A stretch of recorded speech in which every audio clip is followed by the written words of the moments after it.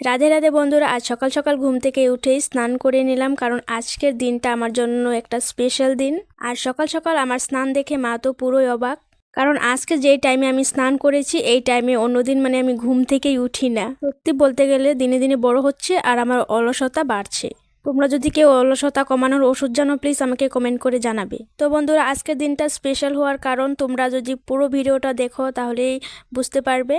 আজকে সূর্য মামা ওঠার আগে আমি উঠে গিয়েছি। আজকে আমি ফাইনালি সূর্য মামাকে হারিয়ে দিয়েছি। আজকে সকাল সকাল ঘুম থেকে উঠলেও কিন্তু আমার ইচ্ছায় উঠিনি, কি বলবো, বাধ্য হয়ে উঠেছি, কারণ না আজকে সব কাজ আমাকে করতে হবে। উঠে দেখো আমার বিছনাটা গুছিয়ে নিচ্ছি, আর এই ঠান্ডা দিনে বিছনা গুছাতে এত অলসতা লাগে, কি বলবো, ব্ল্যাঙ্কেট, কম্বল, লেপ সব গুছাতে হয়।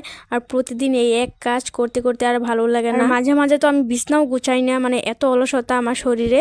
তো কে কে আমার মতো আছো একটু কমেন্ট করে জানিয়ে দেবে। কথা, আজকের ভিডিওটা কিন্তু অনেকটাই লম্বা হতে চলেছে, কারণ না আজকে যেহেতু আমার স্পেশাল দিন রয়েছে, অনেক কাজ সকাল থেকে ঘুম থেকে উঠে কি কি করেছি সবটাই তোমাদের সাথে শেয়ার করব। আমি ভাবতে পারি না যে ভিডিওটা এত লম্বা হয়ে যাবে, বাট কিছু করার নেই। এখন বসে বসে ভিডিওটা এডিট করছি, তখন বুঝতে পারছি যে ভিডিওটা এত লম্বা হয়েছে। তোমাদের সাথে বকবক করতে করতে আমার বিছনা গোছানো হয়ে গেছে, এখন আলনাটা গোছাচ্ছি। আর দেখো, প্রত্যেক দিন আমার আলনা গোছাতে হয়, কাপড় এদিকের কাপড় ওদিকে, ওদিকের কাপড় ওদিকে। আমাদের গরিবের ঘর, তো সব দিন গুছিয়ে রাখতে হয়, নাহলে অনেকটাই খারাপ লাগে। নিজের বাড়ি ভাঙা হলেও কিন্তু রাজপ্রাসাদের মতো লাগে, তাই না বন্ধুরা? আরেকটা কথা জানো, নিজের বাড়ির মতো শান্তি কিন্তু আর অন্য কোথাও গেলে পাওয়া যায় না। এটা আমি বারবার প্রমাণ পেয়েছি। দেখবে, কোথাও ঘুরতে যাবে 2 দিনের জন্য বা 3 দিনের জন্য, যত দিনের জন্য যাও না কেন, যেদিন তুমি নিজের বাড়িতে ফিরে আসবে, আলাদাই একটা শান্তি, ভালো লাগে। নিজের বাড়ি, নিজের ঘর, নিজের রাস্তা, চেনা জায়গা, কি বলবো, সব জিনিস নিজের, তাই না? একটা আলাদাই একটা শান্তি, সেটা বলে বোঝানো যায় না। আর দেখো, ওইদিকে তোমাদের সাথে কথা বলতে বলতে আমার আলনা গোছানো হয়ে গিয়েছে, এখন ঘরটা ঝাড় দিয়ে নিচ্ছি। আর দেখো, বাইরে কিন্তু এতটাও পরিষ্কার হয়নি, কারণ এখন বাজে 5:30, 5:30।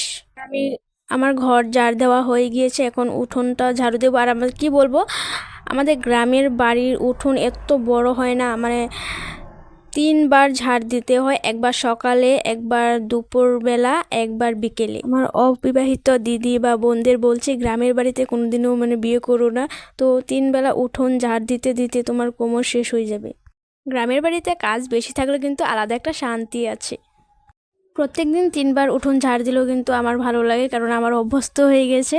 আর উঠোন পরিষ্কার না থাকলে কিন্তু একদমই ভালো লাগে না আমার, তাই আমি 3 বেলা উঠোন ঝাড় দিই।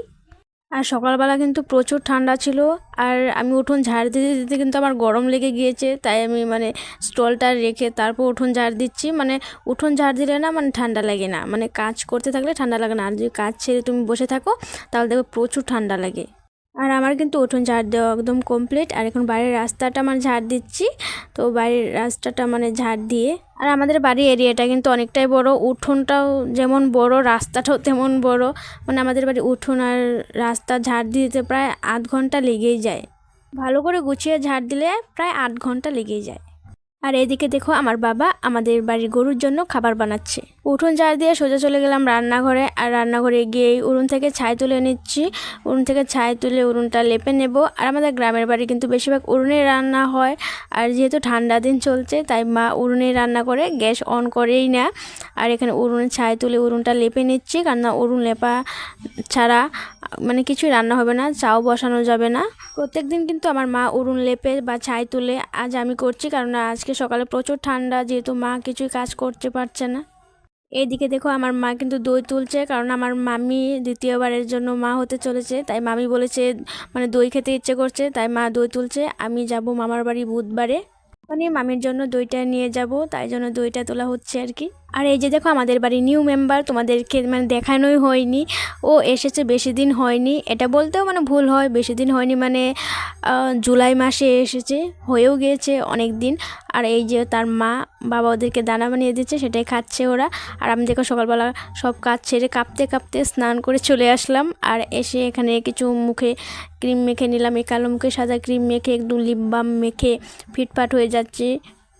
আর আমার চুলে জট হয় বলে চুল কেটে একদম খাটো করে দিয়েছে, তাও দেখো জট কমে না। সেখানে চুলে একটু সিরাম মেখে নিচ্ছি, সিরামটা মেখে আঁচড়ে নেব। আর দেখো আমার ভাই কি করেছে, এক সিরামের মুখটা আরেক সিরামের মানে বোতলে লাগিয়ে দিয়েছে, কারণ ওইটা থেকে ভাই বলে যে পড়ে না, তার জন্য এটাতে লাগিয়ে দিয়েছে। করে এত স্কিন কেয়ার করে কি হলো গাইস, সারাদিন আজকে আমার উনুনের পাড়ে থাকতে হবে।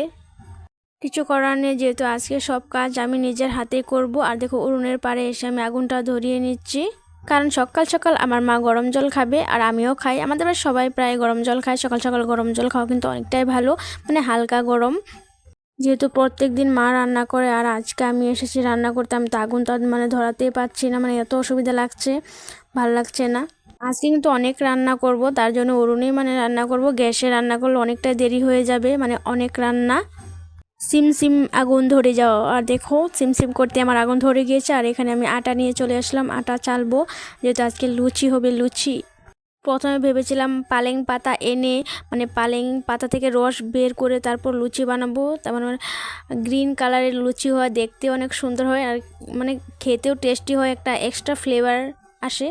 বাট আনতে পারিনি, মানে সময়ের কাছে হার মেনে গেলাম। আমার কিন্তু আটা চালা হয়ে গিয়েছে সব কটা, আর এখন মানে কিছু আটা তুলে তুলে রাখবো, যেহেতু যখন লুচি বেলবো তখন আটা লাগবে। আর আটা কিন্তু সব সময় গরম জল দিয়ে মাখবে, তাহলে কিন্তু অনেকটাই সফট হয়। তো আমি গরম জল করে নিয়েছিলাম প্রথমত, আর এখন গরম জল দিয়ে আটাটা মেখে নিচ্ছি।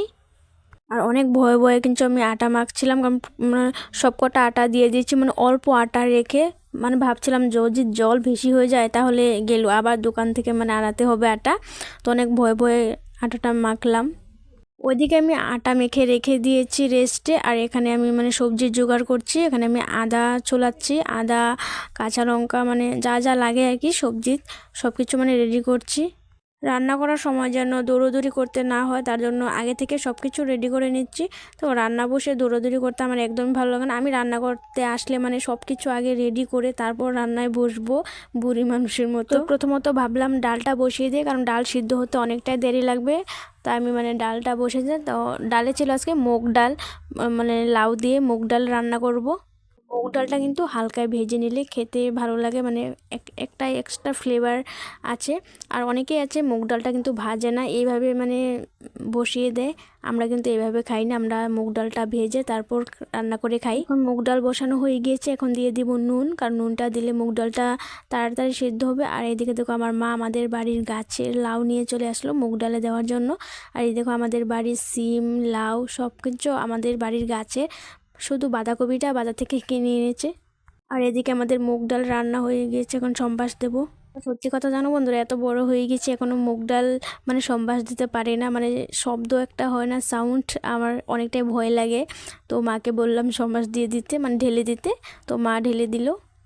ডাল রান্না কমপ্লিট, আর এখন ঘন্ট বসাবো। এই দেখো, প্রথমে তো ভেবেছিলাম যে লুচির সাথে মানে পায়েস করে নেব, কিন্তু পায়েসটা বেশি ভালো লাগবে না, ভাবলাম ঘন্টই করে নিই, পায়েসটা থাকবে বাট আলাদা করে। মা এত সবজি কেটেছে, কড়াইতে নেবে না, তাই হাঁড়ি বসিয়েছে। আর এখন দেখছি মানে হাঁড়িতেও নিচ্ছে না, মানে ঠেসে ঠেসে দিচ্ছি, তাও মানে হাঁড়িতে নিচ্ছে না, কিছু করার নেই। একটু একটু করে দিচ্ছি, এইটুক সিদ্ধ হলে তারপর এইটুক দিয়ে দেবো। আর দেখো আমাদের বাড়ি গরুর দুধ, যেটা দিয়ে পায়েস রান্না হবে। আর এইদিকে দেখো আমার ঘন্ট একদম পুরোপুরি সিদ্ধ হয়ে গিয়েছে, আর এখন ঘন্টটা মানে সম্বাস দেব, নাহলে ফ্লেভারটা আসবে না ঘন্টর। মানে মা কাছে নেই, এখন ঘন্টটা আমার নিজেকে মানে সম্বাস দিতে হবে। তো ভাবছিলাম মানে কিভাবে সম্বাস দেবো, মানে সম্বাস দেওয়াটা আমার আমার কাছে অনেকটাই ভয় লাগে, একদম সত্যি বলছি। সবসময় ভয় করলে হবে না, নিজেকেও শিখতে হবে। তাই ভাবলাম একা একা সম্বাস দিয়ে দিই, আর ঘন্টটা কিন্তু আমি নিজে সম্বাস দিয়েছি। আর এদিকে আমার কিন্তু ঘন্ট রান্নাও একদম কমপ্লিট। এখন চলে যাব মেন কাজে, যেটা আমার কাজ, তো সেই কাজে চলে যাব। তো বন্ধুরা, আজকে ছিল আমাদের বাড়িতে বাল্যক সেবা, যে বালকদেরকে আজকে মানে সেবা করা হয়, মানে যত খুশি ভালো করে সেবা করবে, ওদেরকে মন খুশি করবে, মন জিতে নেবে। তো আজকে বাল্যক সেবা ছিল।